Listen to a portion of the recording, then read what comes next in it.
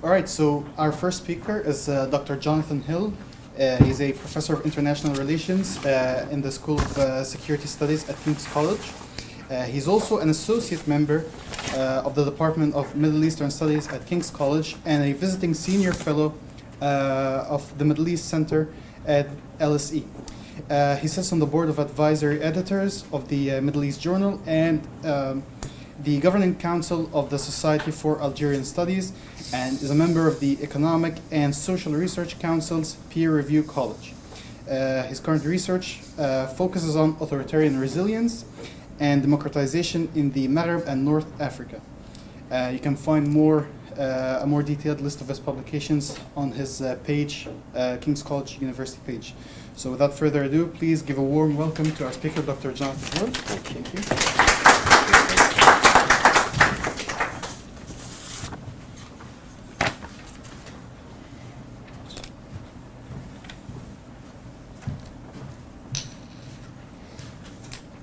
Great. Well, good morning, everybody. And I'd just like to extend my own thanks to Nikolai Mohammed for inviting me here to speak and for organising today's event. And also to you for coming along.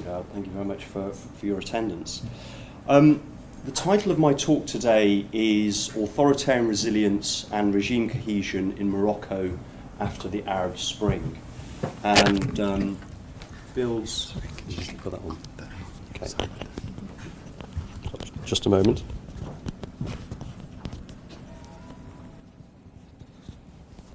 Okay, great. And it builds directly on the research that I've been doing for the last few years, which Mohammed kindly mentioned in his introduction. The Arab Spring, amongst other things, forced scholars of North Africa to look again at the study of authoritarian resilience in the region. For many of their existing models and theses and approaches to analysing and understanding the region were essentially thrown into, if not doubt, then challenged by the course of events. Not only the start of the protests, which caught many scholars and specialists by surprise. One of the examples I trot out most often is that of the IISS, the think tank in central London, which publishes an annual compendium of events past and likely to happen in the region. And in its 2010 volume, which came out just a few weeks before the start of the protests in Tunisia, it didn't mention the country even once. That's how much of a surprise it came to many specialists. So scholars have been were challenged by the start of the protest. They were also challenged by their spread across the region, the ways in which they affected different countries, the fact that these effects were different. So why did Tunisia democratize so rapidly? Why did Mubarak fall, but President Bouteflika in Algeria remain in power? Why did Libya slip into civil war, but not Morocco? Why, despite the ostensible and not so ostensible similarities between these countries, were the effects of the Arab Spring so diverse and varied across the region? So scholars and specialists were taken aback by the start of the protest, and they were also taken aback by, as I say, the spread and trajectory of what happened. And since then, despite this, there's been an attempt to try and recalibrate the study, I think, of the region, including trying to rehabilitate some of the models and approaches to understanding why authoritarian regimes survive and last. Because despite everything that has happened, despite the fall of Ben Ali, despite the fall of Gaddafi, even though Mubarak has gone, you've still got quite a high degree of continuity in the region. Bouteflika is still there. Morocco remains largely unchanged, and many of the other authoritarian or less democratic practices that were in existence before the Arab Spring are still in place today. What I want to look at in particular today is essentially to contribute to that debate by looking at the impact of the Arab Spring on the Moroccan regime, and in particular the ways in which it has perhaps strengthened, or can be seen to have strengthened, the resilience of the regime as it currently exists. My argument has three main parts. The first is to highlight the regime's alarm, the scale of alarm with which the regime interpreted and responded to the protests that broke out in Morocco, and also to the 20th of February movement, the umbrella organisation that came to lead the demonstrations in the country. The regime's anxiety to the protests was born, I think, of perception of how it viewed and interpreted these demonstrations. More specifically, the primary causes of its concern were the 20th of February movement's existence, its composition, and the actions that it took place beyond what the leadership said that it would do and would happen. Similarly, the scale of the regime's fear was betrayed by its reaction to the unrest, including, and this is crucial, I think, its use of high-intensity coercion. That is, violence, physical violence against protesters and against demonstrators. So even though the 20th of February movement didn't call for the abolition of the monarchy, it's different from the protests in Tunisia, or the destruction of the existing order, the size of the movement and the scale of the protests were interpreted by the regime to pose a serious, if not existential, threat. The second part of my argument is that the regime's use of force, its use of high-intensity coercion to dispel the demonstrations and to weaken the 20th of February movement, not only helps confirm the scale of its concern, but also imbued the protests with a degree of revolutionary potential that helped turn them into a source of cohesion later on. So essentially what I'm arguing is that the reaction of the regime to the protests is part of is vital to the process of understanding sort of their import and their scale. In making this particular point, I hope to show that the Moroccan regime's use of high-intensity coercion, its use of force, provided evidence of the extent of the security forces' strength and capabilities. And the third part of my argument is the regime's success, its effective use of this force and its coercion to nullify and counteract the 20th of February movement. This outcome was critical to the transformation, I think, of the demonstrations from essentially not just being protests, but to becoming a source of cohesion for the country's security apparatus from then on to the present day. Essentially transforming the protests into something that combined the security forces together and thereby strengthen the capability and resilience of the current regime.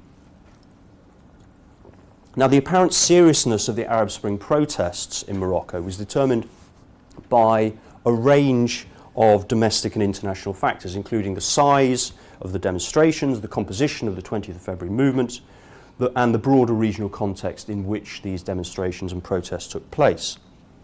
The protest began on the 20th of February 2011, hence the name of the organisation, when between 150,000 and 200,000 people took to the streets in over 50 cities across the country. Even though these were not the first serious demonstrations and protests ever to be staged in Morocco, their size was sufficient as to make them arguably the most important in the country's post-independence history. Now, arguably, this opening burst of unrest was the high point of the Arab Spring in Morocco. The momentum surrounding the initial demonstrations was maintained over the next few weeks, largely by the anger with which the general public responded to the heavy-handed response of the regime. Yet after King Mohammed's speech of the 9th of March 2011. The 20th of February movement arguably went into a slow but inexorable decline. What rallies took place after that point, after the 9th of March, tended to be smaller and to represent narrower cross-sections of society. Yet the scale and significance, and this is crucial, the scale and significance of the 20th of February movement's shortcomings were not immediately apparent to the regime or to anyone else.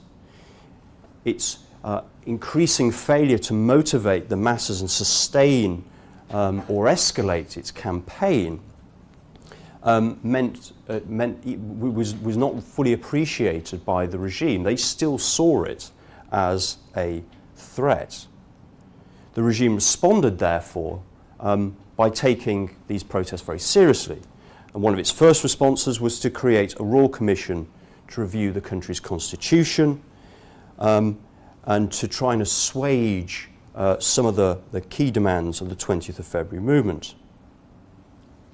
King Mohammed's initial response, therefore, was well executed and well conceived, unlike those of some of his some other North African leaders. But it also spoke of the extent of his concern.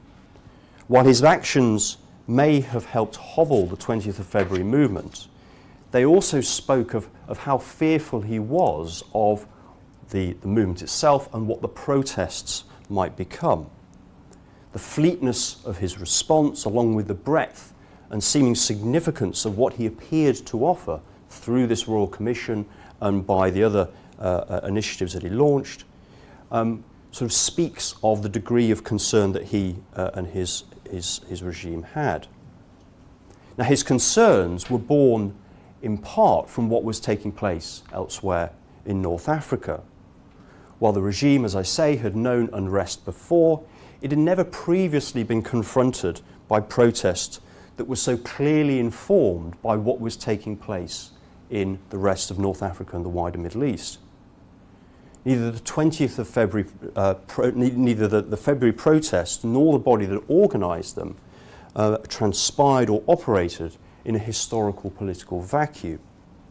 They were arguably local expressions of a discontent that was not only transnational, but had, by the time they started in Morocco, already driven Tunisia's president of 23 years into exile, plunged Egypt into the intense unrest that was to lead to Mubarak's overthrow, and triggered the start of the violence that was to degenerate into the Libyan civil war, which is still continuing today. The Moroccan demonstrations in the 20th of February movement, therefore, were inextricably linked to the broader context in which the Arab Spring was happening across the region. The regime's fears were also heightened by the makeup of the protest movement itself. Ostensibly, Morocco was distinct from other cases in the region, as the organisers of the demonstrators never actually escalated to the use of violence. Indeed, on no occasion did the 20th of February movement either call upon or overtly encourage its followers to physically attack or to take up arms against the state. And its long list of demands didn't include the removal of King Mohammed from power. Nevertheless, not all of the 20th of February movement's partners and fellow travellers shared these goals. Although moderate, secular youth helped propel the protests initially, leftist parties and Islamists filled out the ranks of the movement as it continued. And one of the groups that came to play quite an important role in the 20th of February movement and in the demonstrations was an organisation called the Justice and Charity Association. Established by Sheikh Abdullah Salam Yassin in 1987, it called for the weakening and abolition of the monarchy and for government by Islamic law. Indeed, its tenacious commitment to these objectives is what explains the regime's refusal to grant this group official party status. Furthermore, its involvement in these protests also enabled the regime to link the protests, the demonstrations, to a whole raft of other more violent organisations. Indeed, by means of the state-run media, the regime assiduously cultivated the fear.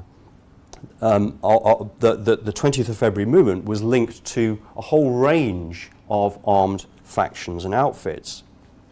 In addition to comprising extreme Islamists and leftists bent on destabilising the country, the organisation was also accused of receiving help and support from Polisario, which was fighting for the independence, or is fighting for the independence of the Western Sahara, and also its main backer, the Algerian government. Now, notwithstanding the deep ideological and political divisions between these various parties, which makes their convergence on the 20th of February movement surprising to say the least, the movement was essentially charged by the regime of fraternising with all of the country's main enemies and opponents. Again, that the regime went to such lengths to do this, to help to discredit and damage the 20th of February movement, speaks of just how fearful it was of the organisation and the protests. Not because it necessarily believed everything that it was saying about the movement, it believed its own accusations, but because it felt that it had to make these claims in the first place. It tried and succeeded in presenting the movement not so much as a threat to the government and the ruling elite, but to the country as a whole, to all Moroccans. All Morocco was being threatened by the 20th of February movement. And just as the regime's fears were shaped by what was taking place elsewhere in the region, so its response was also informed by the reactions of the international community. In particular, the apparent willingness or very strong indications given by the government of France and the European Union that they wouldn't intervene or necessarily respond in the same way that they had in Libya if the Moroccan regime used force in response to the protests. From early on in the Arab Spring, therefore, the Moroccan regime was emboldened and empowered by the West to continue on its current course of action, which included using force and high-intensity coercion against the protests. The regime's attempts to neutralise the 20th of February movement, therefore, took many different forms and appropriated lots of different actions. High-intensity coercion was mainly used by the security forces and also by the pro-government thugs who sometimes supported them to break up demonstrations and to punish and intimidate some of the protesters who marched against the government.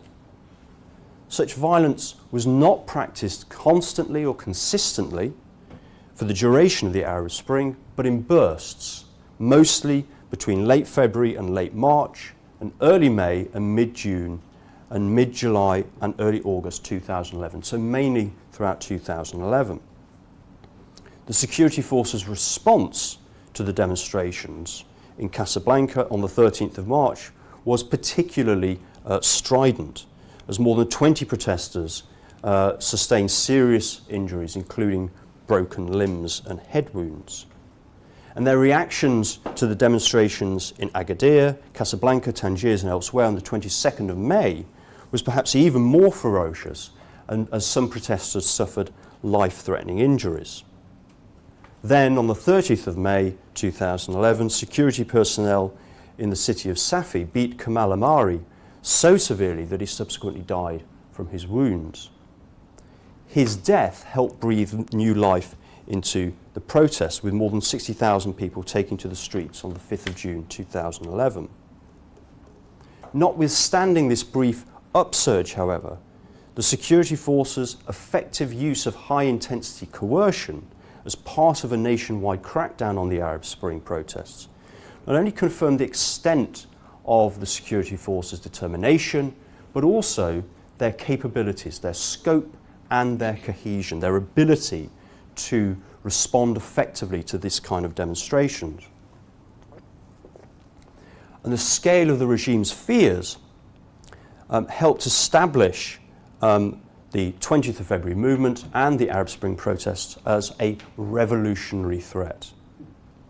The government's subsequent empowerment of the security forces to use violence to break up the protests and to try to weaken the movement was a risk-laden decision that had the potential to make matters worse, as Amari's death demonstrated. But what this all shows is that in successfully pursuing this course of action, in successfully portraying the Arab Spring protests as a revolutionary movement that justified the use of high-intensity coercion, and then successfully using high-intensity coercion to help contain and curtail the protests, the regime has helped transform these protests into a source of non-material cohesion for the country's security apparatus, and in so doing, strengthen their cohesion and improve their effectiveness, and thereby strengthen their effectiveness from this point on. So on that basis, I think, and in this regard, the Arab Spring can be seen as, the Moroccan regime's response to the Arab Spring can be seen as a way of, I've finished, can be seen as a way of improving and strengthening its resilience here on in, of strengthening its capacity to act in the future. And I'll stop there. Thank you very much. Thank you very much. Are there any questions? We will now have a 20-minute Q&A session, so anyone got any questions for Dr. Jonathan? Yeah. So, as a follow-up, there were a number of amendments to the Constitution, right? Yeah. So, how significant were they, or have they proven to be in practice? Good question. I mean, the amendments that have been made have essentially been to reduce the palace's freedom of manoeuvre and its absolute control. So, for example, it was within the monarch's gift to appoint any party to the government, regardless of whether they won the most votes or seats in the general election. He could also appoint whoever he wanted as his prime minister. Now he has to follow more closely to the result of elections. He also has to consult with or at least inform the Prime Minister when he wants to dissolve Parliament and government and those sorts of things. I mean, these are not insignificant changes, but the power still remains vested in the palace. You can kind of go through the various roles that the king plays in the government, in the judiciary, in terms of negotiating and reconciling different institutions in the country. So, in practice, his powers have been kind of reduced a little bit, but by essentially increasing those of the prime minister and other parts of the government, it was a delicate way of adjusting the balance, but power still remains vested in the palace. Yeah. Yes, two-parter. Yeah. So, without the use of force, do you think the regime would have remained? But would it have been different had continuous force been used rather than sporadic bursts? Good question again. Difficult to say. I think yes, I think the regime would have survived. Because, as I say, the 20th of February movement wasn't looking for the abolition of monarchy. It wasn't looking to overthrow the current system. A large part of the protests were actually economic. They were about more jobs for a greater number of young people, as they were across the region. So yes, I think it would have survived. And given that, I think if the regime had responded with greater violence and more consistent violence, it would have made matters worse. Again, as you look at the example, the response to the death of Amari, this guy Amari, it kind of breathed new life into the protests. And I think that's an interesting distinction across the region, that the regimes that survived were those that were more careful in how they responded with violence. The same is true in Algeria, where they learned the lessons of the past and they protected kind of vital infrastructure and used some force, but not consistently. Whereas in Tunisia, the reverse was true. There were snipers and things like that, and got out of hand.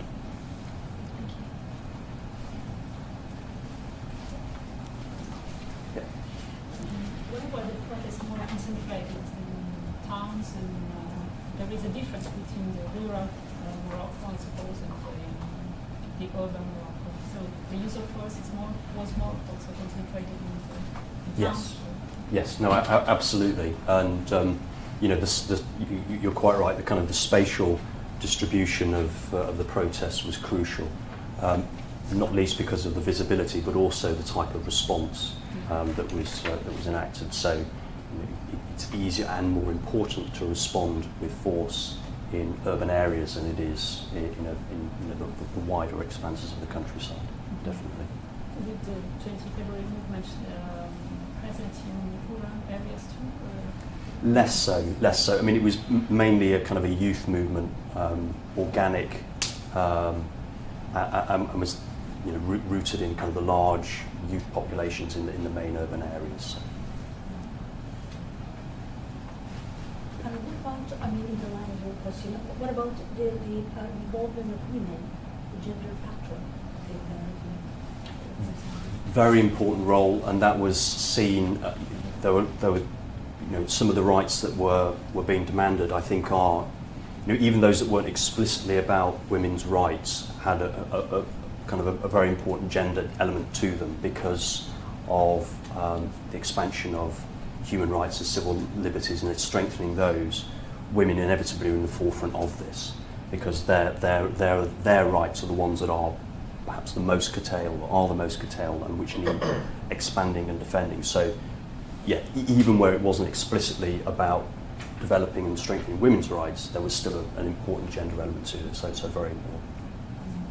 What about the religious leaders? They came increasingly to play an important role. So, again, one of the interesting aspects of the protests across the region is that Islamist groups were less prominent early on, but were some of the main beneficiaries of the protests. So, if you think in Tunisia, the party that eventually formed a government was Ennahda, which was a moderate Islamic party. In Egypt, again, you get the Muslim Brotherhood emerging as a major political force. And the same was true in Morocco as well, with groups, as I mentioned, the Association and also the PJD, and other parties as well. So while they were perhaps slightly less conspicuous right at the start of the Arab Spring, Islamic activists and Islamist militants come to kind of emerge to the fore, and then Islamist parties do quite well in the political process thereafter in some places.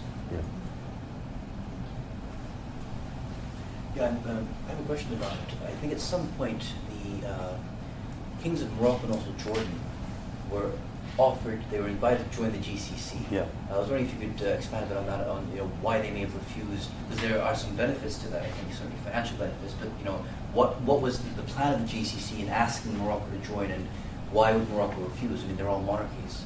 No, good question. I think that episode says more about the GCC and the kind of concerns of the Gulf monarchies than it does necessarily Morocco and Jordan.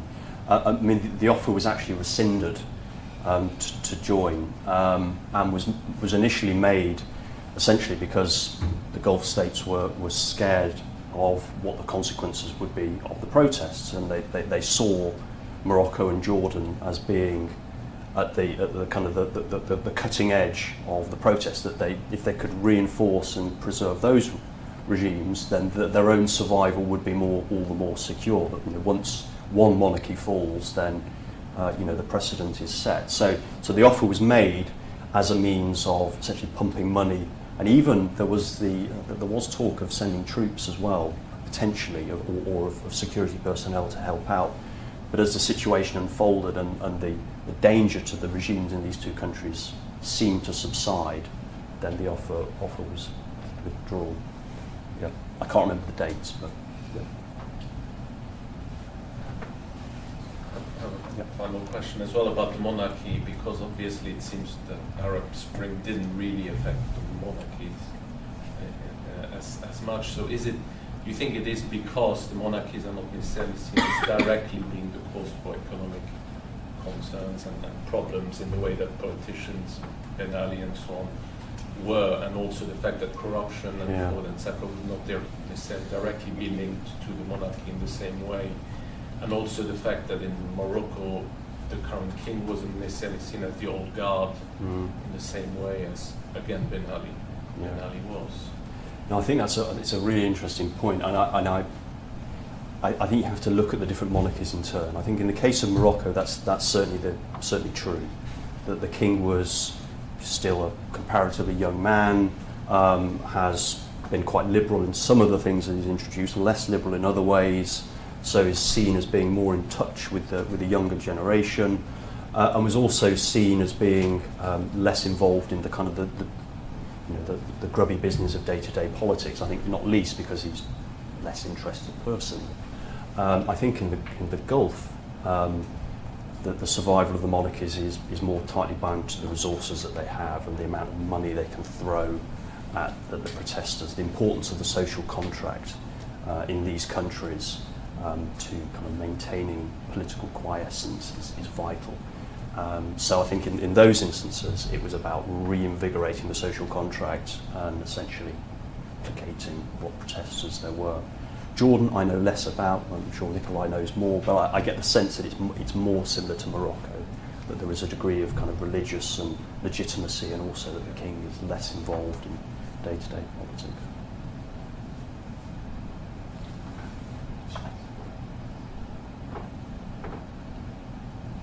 Right, well, that's all. Thank Dr. Jonathan Hill for his great